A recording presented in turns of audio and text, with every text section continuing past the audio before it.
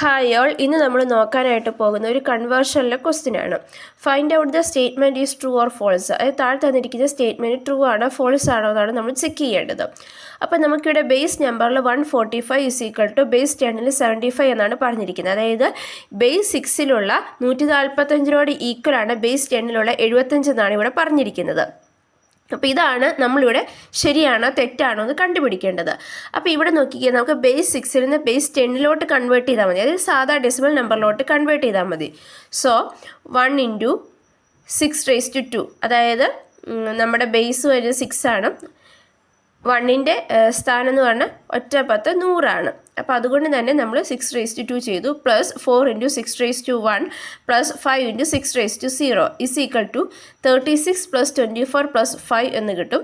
Is equal to 65. അതായത് base 6ൽ 145 എന്ന നമ്പറിനോട് ഈക്വൽ ആയിട്ടുള്ള ഡെസിമൽ നമ്പർ എന്ന് പറയുന്നത് 65 ആണ്, 75 അല്ല. സോ അതുകൊണ്ട് തന്നെ നമ്മുടെ ഈ സ്റ്റേറ്റ്മെൻറ്റ് തെറ്റാണ്.